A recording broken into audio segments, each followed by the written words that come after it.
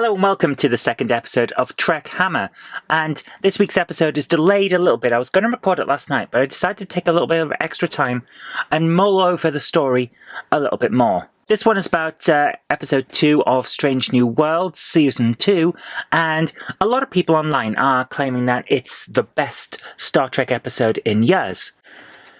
I'm going to say why it isn't.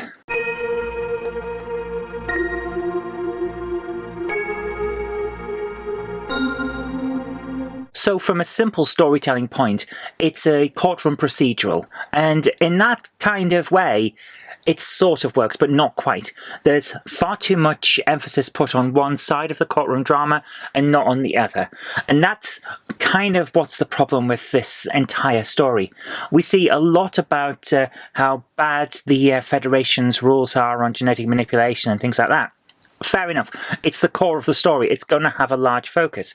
But what we don't get to see is the other side putting their view forward about why the law is as it is, which should have been there to balance the storyline out. I'm sorry, but I hate to have to keep banging on with this when I talk about Star Trek.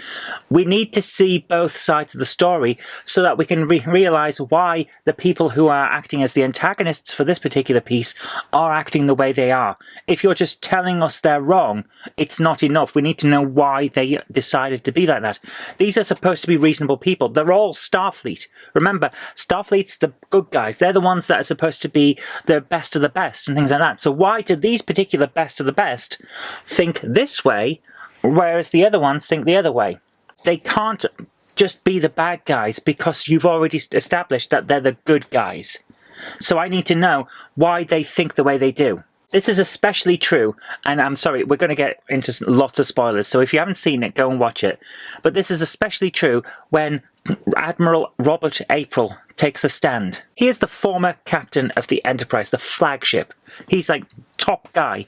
He recruited the protagonist of the story, brought in Captain Pike and gave him the Enterprise. He brought Captain Pike back from the brink where he was going to leave and got him back in the seat. He's a good guy. He's an established good guy who's done a lot of good things. So when he's asked, now that he knows that Una is Illyrian, why he wouldn't say, yes, she can join Starfleet, we need to know more than that. You can't just set him up as a great guy and then say, oh, but this guy thinks this, without further looking into it. Because, like I keep saying, both sides of this argument are good guys. They're established good guys. Well, for the most part. And that's something I'll come up to later on. Next up, we have a lot of monologues from the defence's lawyer, which we're expecting. It's a courtroom drama centered on the defense. We're going to see a lot of their monologues. However, the way she structures them isn't great, because it seems, from the end of it, her own defendant, the person she's representing, didn't know what she was doing, and she brings this shock explanation right at the end, like, this is the legal shenanigans I've been working on. That can't have been your original plan. It's clear that Una didn't know what the shenanigans were going to be. So they can't have set up that ending themselves. The way that Una's story fit into all of the things that the defense lawyer then used to win the case can't have been set up because they weren't talking to one another. It was clear. There's a part where Una starts talking on her own, where the defense lawyer has walked off, thinking that that's the end. And a lot of what was in that is then brought up in the defense and used to win the case. So what was her original defense? I would have loved to have seen a bit of that. There's this piece in House where House is being investigated because of all of his many, many things that he's done wrong. And the guy that's looking into that is about to give him a massive telling off, a massive scene to a huge dressing down. You see the paperwork in front of him about what he's going to say and why. And then he changes his mind after someone bursts in, and House calls him on it and calls him a coward for changing his mind at the last minute and blah, blah, blah. That was a setup and payoff that works, and it makes it actually good storytelling. In this, we have no idea what she was originally going to say, but it can't have been her original plan, because it's clear from the flashbacks that are used to really stud what she's saying at the end, that a lot of her defense comes from the stuff that brought up when Una went off script and just started talking. So what was her original defense? It would have been great, a more rounded story to have seen that. Now, I want to come back to the bit about saying that not all of the Starfleet characters are set up as good guys. There is one who very clearly isn't. He's a former colleague of Sarek, Spock's father, and Spock has a disagreement with him during the show, which is set for comic relief, but it kind of works as a setup for what happens later on, which is great. That's great. There's a part where the defense lawyer is talking, and it's clear at that point that she's actually won over the prosecuting lawyer, which... oh dear, if you do that in court, that's not a good sign for the prosecution, let's put it that way. And then the music, which has been hopeful and swelling and like, this is going the right way, suddenly changes, and it is amazing to see, because the thing subtly goes down and then ominous, and it's like, oh, something's going to happen. And that's the point where the other prosecuting lawyer taps the main prosecuting lawyer, or at least the one that's been speaking most, on the shoulder, stands up and starts to do his piece. Basically, tap out, I'm taking this now, you can't do this. That's Sarek's former colleague. That's the guy that Spock has been arguing with. He is the antagonist of the piece, and it's amazing the way that he's just sat there, and there's a slight grin on his face at one point. There's like a smirk, as if he's been won over as well.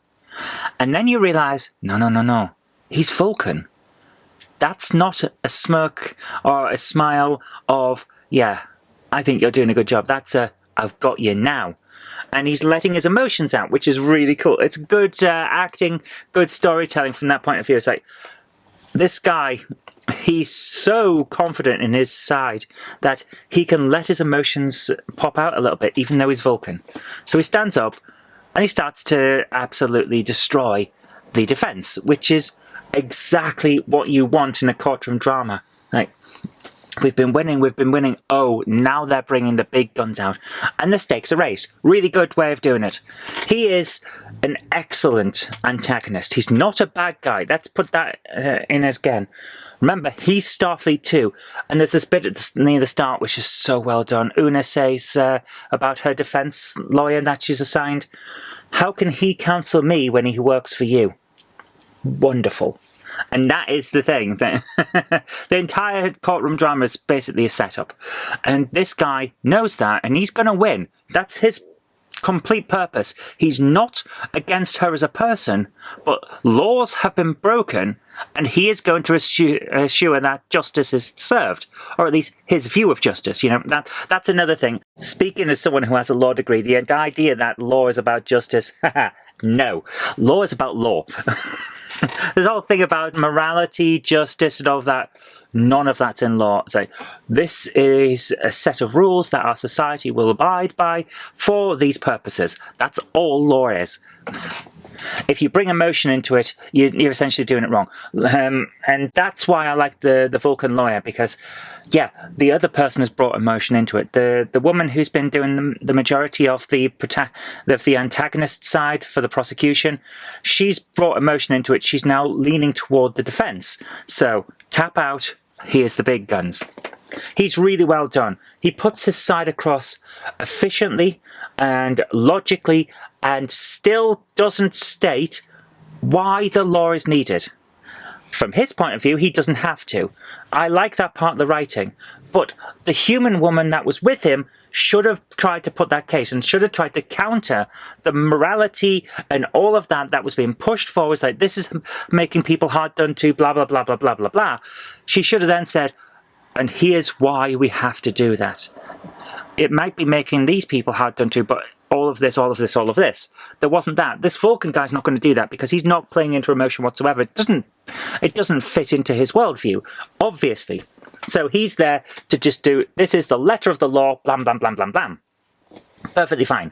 But I would have liked to have seen more of the morality side, because that's what Star Trek is. It's a morality tale. It always is. Look at all of the stuff in the classic series. The bit about Kirk doing a dressing down to one of his helmsmen. Is it the helmsman navigation? He's a navigator. He's like the ops person. Leave your bigotry in your room. There's no place for it on the bridge. All of that. Things like that. Great. There should have been a morality tale. That's how it is. But it wasn't there. But he puts his case across as efficiently as he can, and it changes the entire thing of the story. Up to that point, we thought the defense might win. He comes in and knocks them down. Great use of like the split into the next act where, oh, it's not as good as we thought, we're going to have to go back. That was great. I loved that part. So for the most part, the structure of the story is excellent. I can see why people think it's one of the best, if not the best modern Star Trek stories. My problem is that it only shows one side. It sets one side up as the good guys, the other side as the bad guys, even though they're supposed to be both the good guys. And here's the kicker. That ending, the optimistic, well, we've made a start, we could change things because you're all willing to work with Una, even though she's genetically modified and blah, blah, blah. You've got a descendant of a genetically modified person on your crew, blah, blah, blah. It's a good glimpse of what the future could be. But this is set in the 23rd century. Deep Space Nine, which came out many, many years ago, this is from the 90s, it also had a genetically modified person who also went through this, and it's set 100 years later. So, this tone of optimism for the future is undone by the fact that we already know it doesn't work. And that is the big kicker. That's the one that really, really stamps on this story and makes it not work for me. It's a great morality piece, but you didn't establish why the Federation has this rule. You didn't. Yes, we all know about Khan Singh, and they mentioned Khan Singh and all of that, and the eugenics wars and all of that. Yeah, we know all of that. Why is the Federation clinging on to it? More importantly, why is it clinging on to it so hard that 100 years after this story, the law is still there? It doesn't work because you didn't explain that. This is a piece about hope. The future could be great, but we know it's not going to change. Why? Where's the bit in between? That's where it falls down, because you only showed us one side of the story. So, great piece, really well written, really well acted, except for the major hole in the middle that knocks it all down. So for me, I'm sorry, it's not the best. It's very, very good. I will enjoy watching it again. Certainly will. I love a courtroom drama. After all, got a law degree, love law, all of that.